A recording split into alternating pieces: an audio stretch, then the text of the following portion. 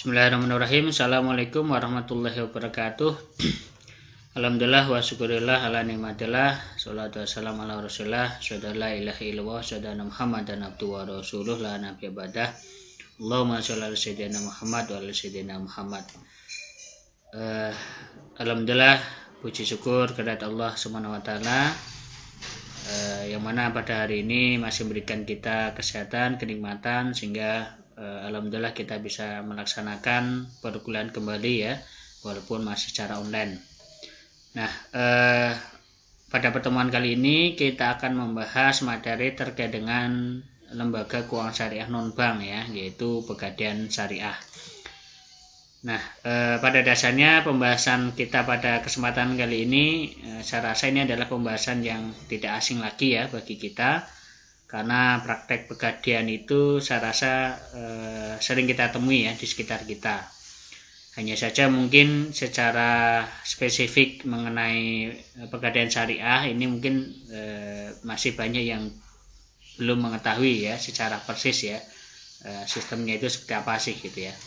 Nah, untuk itu pada kesempatan kali ini kita akan membahas mengenai seperti apa sih operasional ya, ataupun mungkin kegiatan-kegiatan yang ada di dalam pegadaian syariah gitu ya. Oke, akan kita bahas terlebih dahulu, dimulai dari pengertian ya. Nah, pengertian pegadaian ini ya, coba kita lihat dari dua perspektif. Yang pertama adalah dari perspektif konvensional atau perspektif umum ya. Nah, di dalam perspektif umum ini sebenarnya GADE ini sudah diatur ya di dalam Kitab Undang-Undang Hukum Perdata ya. Nah, di situ disebutkan yang disebut dengan GADE itu adalah hak yang diperoleh seseorang berpiutang atas barang bergerak dari seseorang yang berutang. Ya, jadi berdasarkan definisi ini maka sebenarnya GADE itu adalah hak yang diperoleh ya seorang yang berpiutang atau orang yang memberikan hutang atas barang ya bergerak ya dari orang yang berhutang. Artinya di sini sebenarnya adalah transaksi yang mana antara dua belah pihak ya dalam hal hutang piutang, di mana dalam proses hutang piutang itu si orang yang berhutang harus memberikan jaminan ya berupa barang bergerak kepada pihak yang memberikan hutang atau yang berpiutang gitu ya. Nah ini, nah sedangkan dalam konsep Islam GADE ini mungkin hampir sama ya dengan istilah di dalam Islam ada namanya rahan ya. Nah rahan ini adalah pinjaman dengan menggadaikan barang sebagai jaminan hutang ya. Jadi akad pinjam meminjam ya dengan syarat ada barang yang digadaikan sebagai jaminan atau ada objek barang yang diberikan kepada pemberi pinjaman untuk mengikat hutang piutang tersebut ya. Nah ini akad kerahan ini juga sudah difatwakan ya di dalam Fatwa Dewan Syariah Nasional atau DSN nomor 25/DSN /MUI /3 tahun 2002 ya tentang rahan ya. Nah ini adalah definisi ya mengenai GADE ya, atau dalam bahasa syariah atau dalam bahasa Islam kita sebut dengan rahan. Nah kemudian selanjutnya, nah ini adalah dasar ya praktek rahan atau praktek GADE di dalam Islam ya. Nah ternyata dulu ketika Rasulullah SAW itu masih hidup ya, beliau juga ternyata pernah mempraktekkan GADE atau rahan ini gitu ya.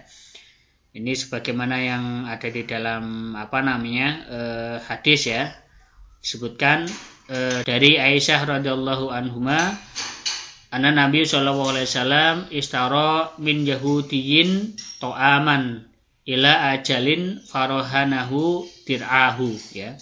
Jadi yang artinya adalah bahwa Nabi SAW membeli makanan dari seorang Yahudi dengan pembayaran tempo ya, dan beliau menggadaikan baju perangnya ya. Jadi di dalam sebuah riwayat itu dijelaskan Rasulullah itu pernah melakukan perjalanan. Nah, kemudian ternyata di tengah perjalanan itu bekal Rasulullah itu habis gitu ya. Hanya Rasulullah mampir ke salah satu pemukiman Yahudi ya, dan kemudian Rasulullah meminjam gandum ya. Gandum untuk bekal melanjutkan perjalanan ya. Dimana sebagai jaminannya bahwasanya nanti Rasulullah itu akan mengembalikan gandum yang sudah dipinjam tersebut, maka Rasulullah menjaminkan baju besinya ya untuk jaminan gitu ya. Nah, secara umum kan ini praktek yang sama dengan gade yang ada di sekarang gitu ya, baik itu gade secara pribadi maupun gade dalam konteks bisnis gitu ya. Nah, jadi kita hutang, kemudian kita sebagai jaminannya, sebagai pengikatnya kita memberikan barang ya sebagai jaminan ya. Nah, barang yang dijaminkan itulah yang kemudian kita sebut dengan istilah gade gitu ya. Nah, untuk lebih detailnya ya dalam As-Sahihain ya telah diriwayatkan dari Anas bin Malik bahwa ketika Rasulullah SAW menggadaikan baju besi di tangan seorang Yahudi untuk pinjaman 30 wasok gandum ya, atau setara dengan 5.400 kg gandum ya. Ini untuk lebih detailnya ini ya. Nah, kemudian selanjutnya adalah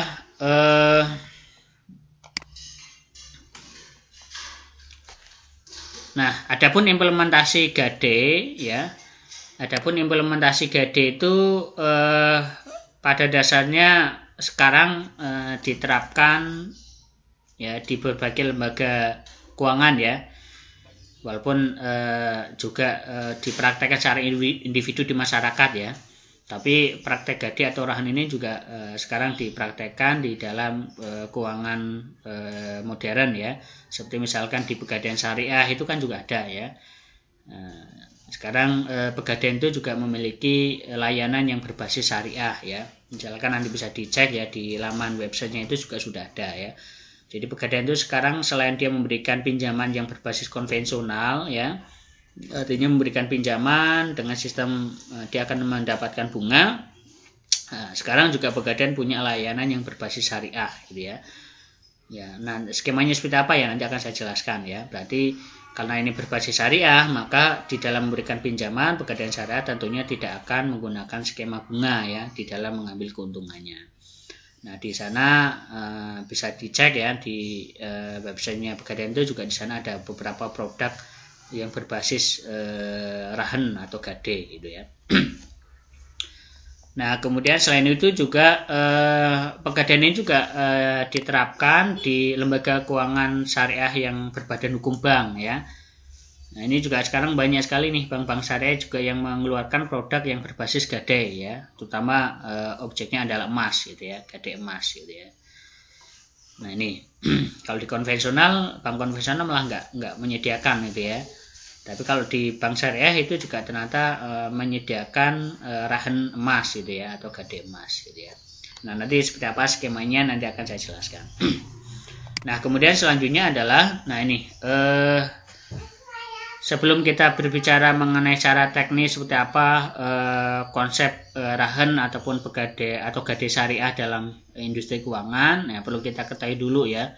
Ini adalah rukun gade syariah atau rahan ya. Nah, ini saya ambilkan berdasarkan KHES ya, atau kompilasi hukum ekonomi syariah ya. Ya, dan secara umum saya rasa mungkin ini juga sama dengan yang ada di fikih ya, dari pendapat banyak ulama gitu ya. Yang pertama adalah rukunnya ya, itu adalah harus ada namanya mutahin ya, atau penerima gade atau pegadaian ya. Kemudian yang kedua adalah pihak yang menggadaikan atau yang kemudian kita sebut rahin gitu ya. Jadi ada pihak yang menerima gade, ada pihak yang menggadaikan ya. Pihak yang menggadaikan itu namanya rahin, yang menerima gade itu namanya adalah murtahin. Berarti kalau rahin itu kalau di prakteknya berarti nasabah, murtahin itu adalah lembaga yang menyediakan produk gade ya, atau rahan ya. Yaitu bisa jadi pegadaian atau ya bisa jadi bank ya. Kemudian ada lagi yang namanya marhun ya, atau barang yang digadaikan ya. Jadi harus ada objek atau barang yang digadaikan. Kemudian yang keempat itu adalah namanya marhun bih atau ada hutangnya ya. Kalau tadi yang diperhatikan oleh Rasulullah berarti marhun bihnya adalah berupa gandum gitu ya. Kalau di sekarang ya, kalau di lembaga keuangan ya berarti marhun bihnya berarti utang atau uang gitu ya. Kemudian yang kelima adalah akad ya, atau perjanjian atau kesepakatan antara kedua belah pihak gitu ya.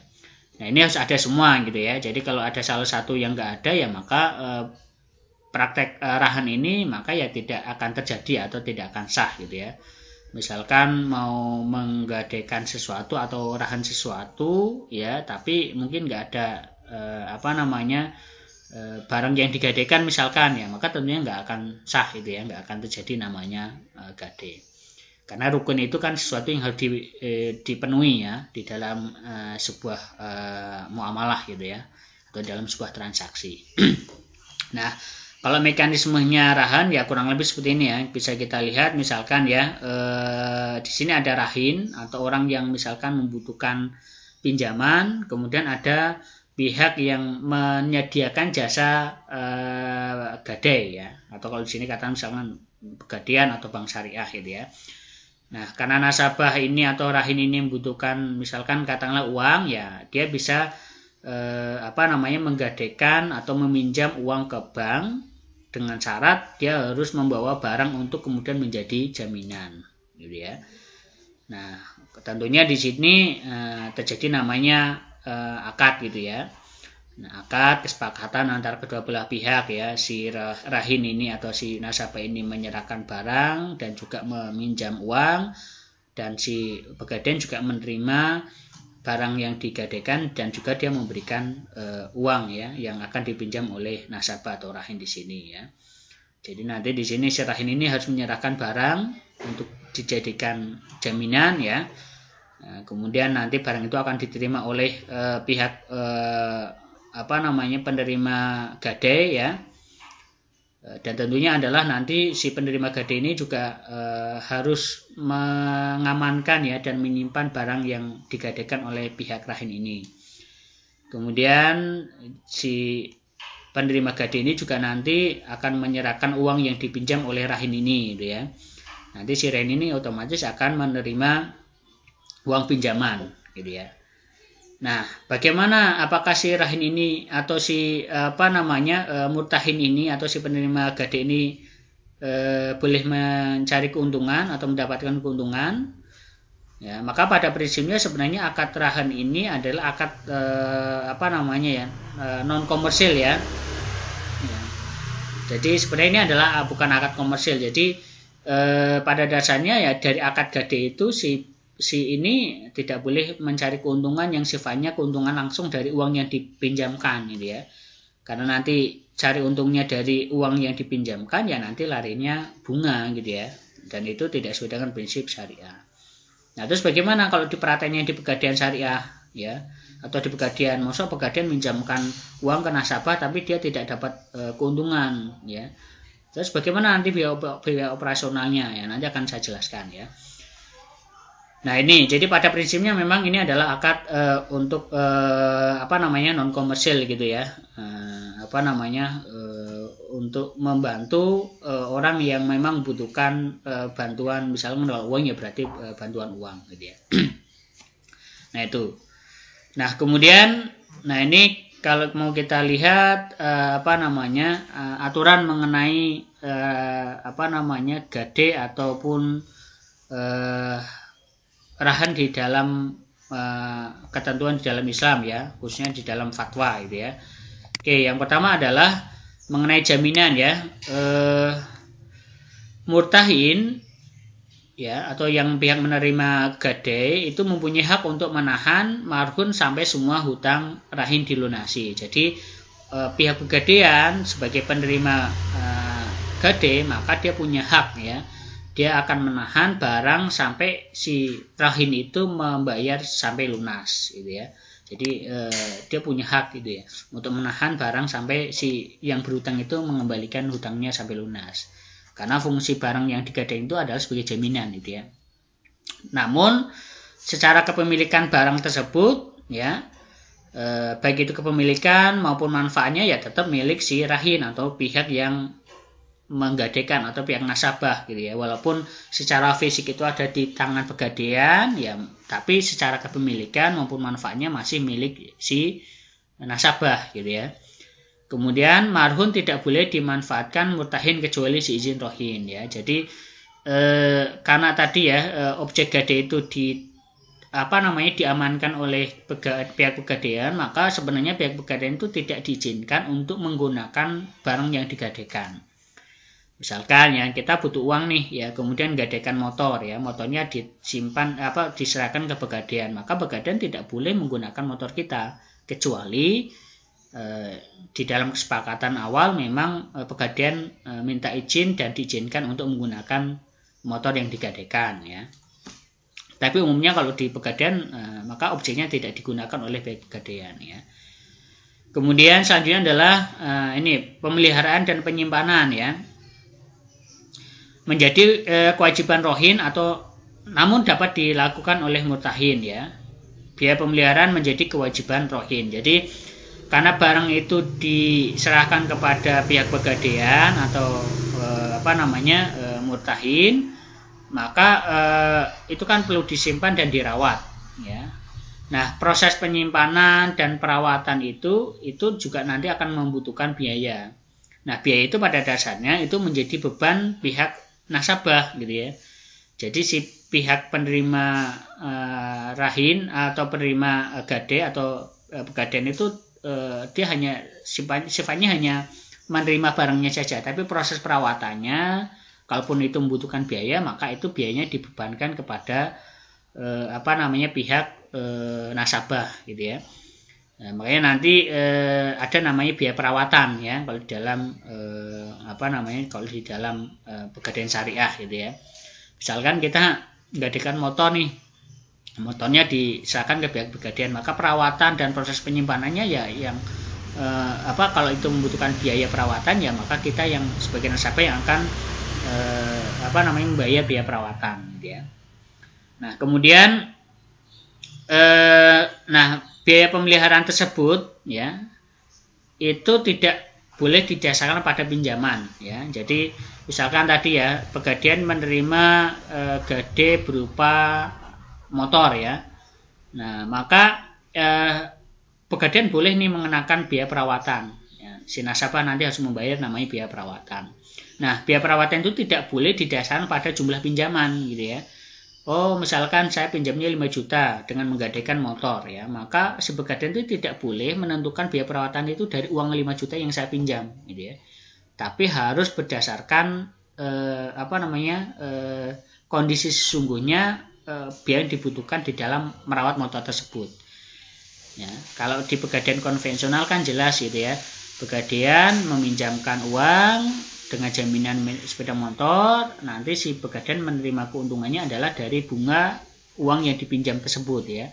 Kalau misalkan bunganya misalkan katakanlah 6%, uang pinjamannya 5 juta ya berarti 5 juta kali 6% ya. Tapi kalau di pegadaian syariah itu nggak boleh gitu ya, nggak boleh seperti itu ya, karena nanti kalau seperti itu nanti seperti hitungannya seperti bunga gitu ya. Maka penentuannya harus ditentukan berdasarkan biaya yang memang benar-benar dibutuhkan untuk merawat atau memelihara barang yang digadaikan tersebut. Makanya misalkan kita minjem di pegadaian syariah nih ya, dengan antara kita menggadaikan emas dengan menggadaikan motor itu bisa jadi biayanya beda gitu ya. Biaya perawatan motor itu mungkin lebih mahal daripada biaya perawatan emas gitu ya, sehingga biaya perawatannya akan lebih mahal biaya perawatan motor gitu ya. Tapi kalau di pegadaian konvensional mau nggadaikannya emas, mau nggadaikannya motor, kalau uang yang dipinjam sama ya berarti bunganya sama gitu ya, karena berdasarkan uang pinjaman gitu ya. Kemudian penjualan marhun ya, murtahin wajib memberikan rahin bila jatuh tempo ya. Nah nanti di dalam aturan fatwa ini si penerima gadai atau pihak pegadaian ketika ada nasabah yang tidak membayar pinjaman sesuai dengan waktu yang telah ditentukan, maka pegadaian ini boleh menjual barang yang digadaikan, tapi tentunya harus dengan memperingatkan terlebih dahulu kepada pihak rahin atau nasabah gitu ya.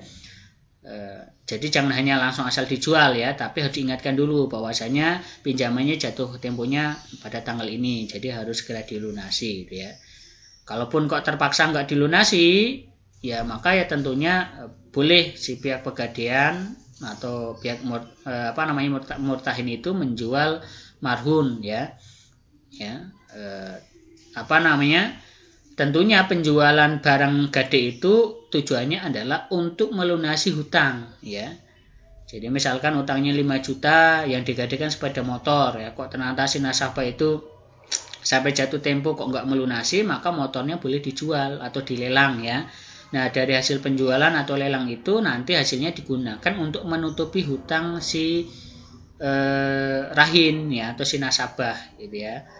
Plus dengan untuk menutupi atau membayar biaya pemeliharaan ya. Nah, kalaupun nanti kok motor itu misalkan ya ternyata hutangnya 5 juta ya, kemudian biaya perawatannya 500.000, sehingga harusnya nasabah itu membayar ke pihak pegadaian syariah itu misalkan 5.500.000 ya.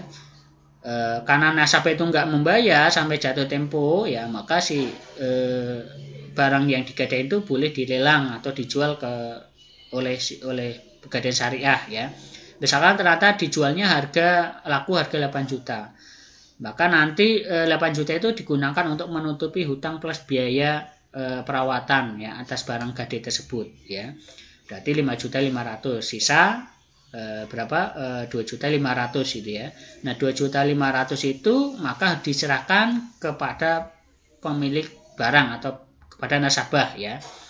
Itu tidak boleh diakui semua itu menjadi keuntungan pihak pegadaian syariah gitu ya, harus dikembalikan ya. Itu. Nah, kemudian selanjutnya adalah ini ya. Nah, salah satu objek yang bisa digadaikan itu adalah emas ya. Jadi salah satu objek yang bisa digadaikan itu adalah emas ya. Walaupun sebenarnya objek apapun itu bisa digadaikan ya. Asalkan barang itu bernilai ya dan bisa dijual gitu ya. Nah, untuk lebih spesifiknya di dalam fatwa DSN MUI nomor 26 itu salah satu objek yang bisa digadaikan itu adalah berupa emas ya. Nah, kemudian ongkos dan biaya penyimpanan itu ditanggung oleh penggadai ya. Jadi tadi ya, ketika kita mau pinjam uang, kita butuh uang, kita bisa pinjam ke pegadaian, kita menggadaikan emas. Tapi biaya penyimpanan ya. Jadi selain ada kalau di barang mungkin biaya perawatan ya. Kalau emas ini kan mungkin nggak butuh perawatan ya, tapi dia butuh penyimpanan ya. Dia kan harus disimpan di tempat aman ya. Maka nanti untuk menempatkan emas itu di tempat yang aman, maka si nasabah itu nanti akan dikenakan biaya untuk penyimpanan ya.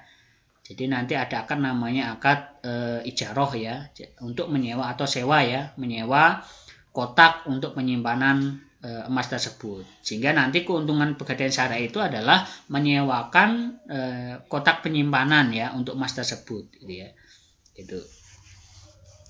Nah, tentunya adalah ya tadi berapa biaya sewanya ya, tentunya disesuaikan dengan nilai objek yang digadaikan gitu ya. Bisa jadi kalau yang digadaikan itu semakin berharga, itu kan butuh pengamanan yang lebih ekstra gitu ya. Sehingga bisa jadi harganya akan lebih mahal gitu ya. Nah ini akad penggunaan biaya penyimpanan tersebut bisa jadi dengan akad ijaroh ya. Tadi sebagaimana yang sudah saya sampaikan ya, ijaroh itu adalah akad sewa menyewa ya. Jadi misalkan saya butuh uang, saya punya emas nih gitu ya. Kalau mau dijual eman-eman, adalah saya mau pinjam saja untuk sementara gitu ya. Karena memang butuh uang mendadak misalkan atau mendesak ya.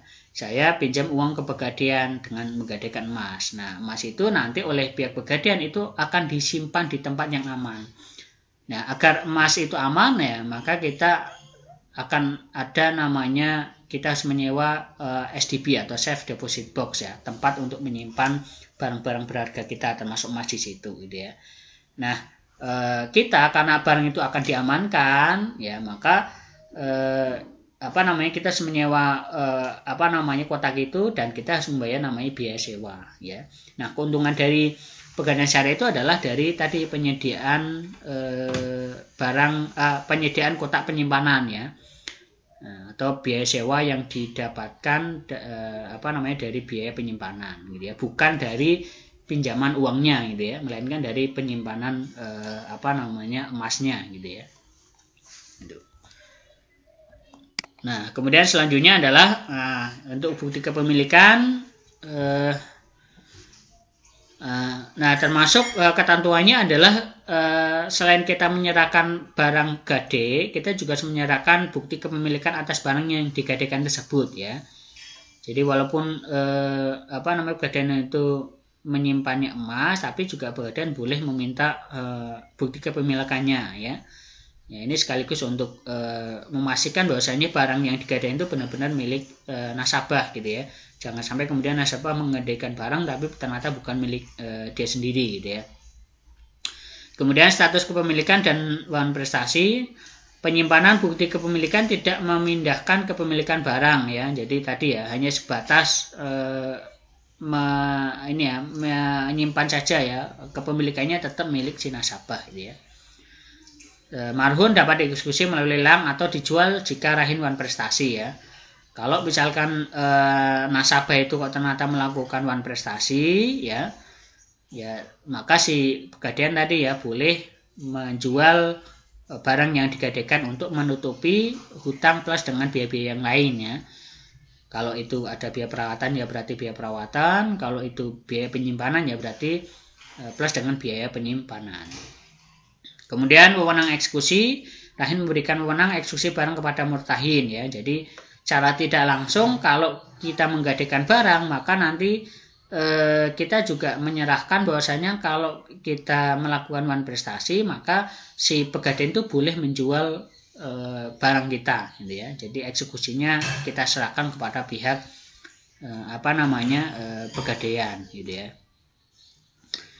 Kemudian pemanfaatan barang oleh rahin ya, jadi ini bisa memungkinkan sebenarnya barang itu kemudian akan digunakan kembali oleh pihak nasabah. Misalnya kita menggadaikan motor nih gitu ya, ternyata kita masih suatu saat kita mau menggunakan barang motor tersebut, entah itu misalkan hanya sekedar untuk perpanjangan STNK misalkan atau yang lainnya gitu ya, itu pada dasarnya bisa, hanya saja harus ada kesepakatan antara kedua belah pihak gitu ya. Kemudian selanjutnya adalah biaya pemeliharaan. Murtahin atau pihak pegadaian itu dapat mengenakan biaya pemeliharaan dan penyimpanan marhun ya, atau berupa bukti sah kepemilikan atau sertifikat yang ditanggung oleh rahin. Jadi tadi ya, ini sama dengan ketentuan yang sudah saya sampaikan di awal.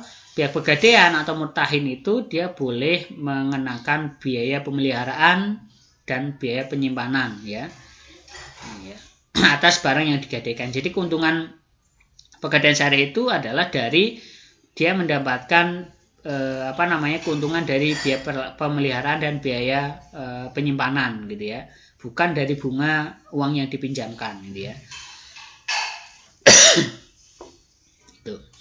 Nah, kemudian besarnya biaya tidak boleh dikaitkan dengan jumlah pinjaman ya. Nah, biaya perawatan atau biaya simpanan tersebut itu tidak boleh dikaitkan dengan jumlah pinjaman kita ya. Jadi misalkan kita pinjam uang di pegadaian dengan menggadaikan sepeda motor ya, maka biaya perawatan atau penyimpanan sepeda motor itu tidak boleh berdasarkan uang yang kita pinjam. Misalkan kalau uangnya yang dipinjam 5 juta maka biaya perawatannya sekian. Kalau biaya uang yang dipinjam itu 10 juta, biayanya sekian, itu nggak boleh gitu ya. Mau pinjam sekian, mau pinjam 5 juta, mau pinjam 10 juta itu harusnya tidak mempengaruhi nilai penyimpanan ataupun perawatan ya. Jadi biaya perawatan itu harus benar-benar ditentukan berdasarkan ketentuan atau biaya memang dikeluarkan untuk benar-benar merawat ataupun menyimpan objek yang digadaikan tersebut gitu ya. Makanya biasanya besar kecilnya biaya perawatan ataupun biaya penyimpanan itu akan tergantung dari objek yang digadaikan ya, bukan tergantung dari besarnya hutang ya. Misalkan tadi antara nggadekan emas dengan nggadekan motor itu bisa jadi biaya perawatannya akan lebih mahal sepeda motor ya, karena jelas ya perawatannya, penyimpanannya itu kan lebih rumit sepeda motor ya daripada emas gitu ya.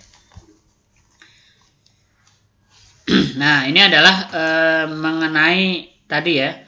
Jadi di dalam kegiatan rahan di dalam pegadaian syariah itu, pegadaian syariah itu tidak mutlak menggunakan akad rahan saja ya. Karena pada dasarnya akad rahan itu kan tidak boleh untuk cari keuntungan ya.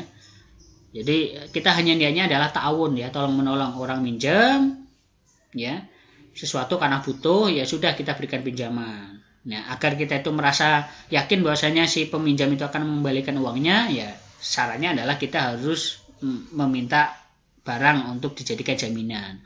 Nanti dia mengembalikannya ya sesuai dengan uangnya dia pinjam ya, nggak boleh ada bunganya ya, itu rahan ya. Tapi kan itu nggak mungkin diterapkan secara mutlak di pegadaian syariah gitu ya. Pegadaian syariah memberikan pinjaman tapi tidak mendapatkan apa-apa, padahal pegadaian syariah dia butuh operasional dan sebagainya. Sehingga di dalam praktek pegadaian syariah itu akad yang digunakan selain ada akad rahan juga ada akad yang lainnya, seperti misalkan ya selain akad rahan ya, rahan itu kan sebenarnya hanya sebatas jaminan gitu ya. Nah, seperti misalkan tadi ada akad tambahannya adalah rahan plus ijarah atau sewa menyewa ya. Nah, misalkan tadi ya kita menggadaikan sesuatu, kita pinjam uang, kita nggadaikan, ya di situ udah ada akad rahannya ya.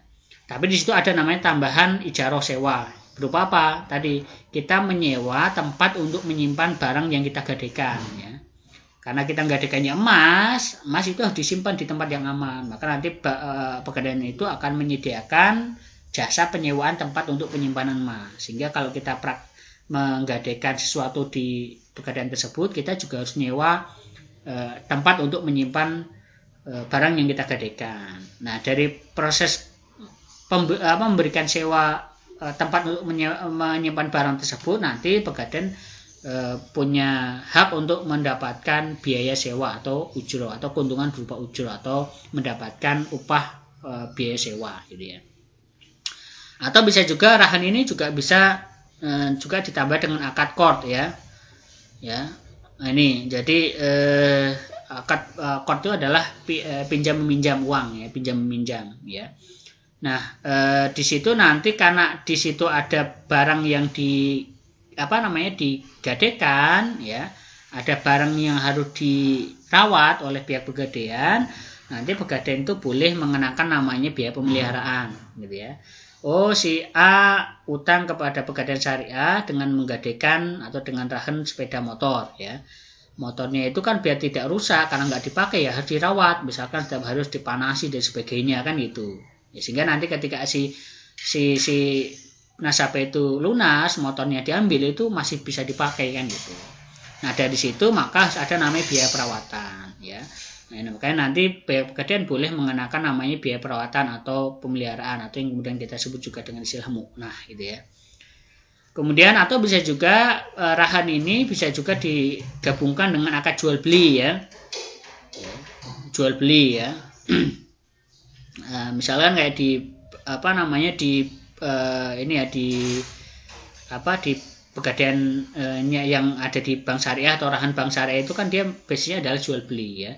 Kita membeli emas tapi tidak secara angsur ya, kita nabung gitu ya, tapi untuk membeli emas ya. Tapi selama emasnya itu belum lunas, maka emas itu akan dijaminkan ke pihak pegadaian. Nanti baru bisa diambil setelah kita benar-benar membelinya lunas ya. Emas yang kita beli itu benar-benar lunas ya. Atau bisa juga dengan akad bagi hasil, ini juga bisa gitu ya. Nah, ini kita misalkan gadaikan, kita pengen usaha nih gitu ya, butuh modal ya, kita bisa ngajukan pinjaman ke pegadaian syariah ya. Jadi kita menggadaikan sesuatu, kita dapat uang, tapi nanti akadnya ada kerjasamanya juga gitu ya. Jadi nanti kita memberikan imbalan ya kepada pegadaian dalam bentuk bagi hasil gitu ya. Nah, ini. Jadi ini adalah mekanisme atau praktek yang ada di pegadaian syariah gitu ya, atau di bank syariah yang memiliki produk-produk berupa rahan. Jadi tidak hanya akad rahan secara mutlak, tapi juga nanti ada akad tambahannya ya, sebagai alternatif untuk lembaga itu mendapatkan keuntungan ya. Tentunya tidak dengan skema bunga, melainkan dengan skema akad-akad yang sesuai dengan syariah gitu ya. Nah, kemudian selanjutnya adalah ini untuk lebih memahamkan saja. Perusahaan pegadaian dapat menyelenggarakan sebagian kegiatan usaha berdasarkan prinsip syariah dengan wajib terlebih dahulu memperoleh persetujuan dari OJK. Jadi memang pegadaian itu kalau dia membuka layanan syariah tentunya harus berdasarkan ketentuan mendapatkan izin dari OJK ya. Kemudian perusahaan pegadaian yang menyelenggarakan sebagian kegiatan usaha berdasarkan prinsip syariah wajib satu mempunyai pembukuan terpisah untuk kegiatan usaha yang berdasarkan prinsip syariah dari kegiatan usaha yang konvensional. Jadi pegadaian syariah itu kan dia masih satu manajemen dengan pegadaian konvensional ya, artinya satu lembaga tapi dia menyediakan dua layanan, satu yang konvensional, satunya yang syariah. Nah, di dalam walaupun satu pengelolaan, tetapi dari sisi laporan keuangannya atau dari sisi pembukuannya itu harus terpisah antara yang konvensional dengan yang syariah. Kemudian juga menunjukkan pegawai yang bertanggung jawab atas pelaksanaan kegiatan usaha yang dilakukan berdasarkan prinsip syariah ya. Jadi memang ada divisi yang memang bertanggung jawab terhadap layanan syariah gitu ya. Gitu. Selain itu juga pegadaian syariah itu juga harus memiliki yang namanya Dewan Pengawas Syariah ya.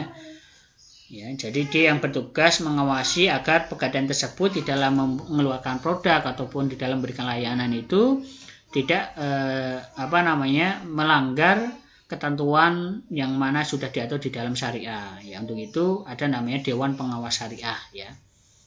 Ini sama halnya dengan kayak lembaga-lembaga keuangan syariah yang lainnya ya, seperti bank dan sebagainya itu kan memiliki Dewan Pengawas Syariah ya, yang khusus mengawasi aspek operasionalnya dari sisi syariah ya, sehingga lembaga keuangan syariah tersebut di dalam beroperasi, dalam mengeluarkan produk, dalam memberikan layanan itu tidak bertentangan dengan prinsip-prinsip syariah gitu ya. Oke, saya rasa itu saja sedikit penjelasan dari saya mengenai pegadaian syariah ya. Untuk lebih detailnya silakan nanti bisa dieksplor ya di website yang ada di Pegadaian Syariah maupun di Bank Syariah ya, yang memiliki layanan gadai syariah ya itu. Oke, saya rasa itu saja. Semoga bermanfaat. Saya Heri. Assalamualaikum warahmatullahi wabarakatuh.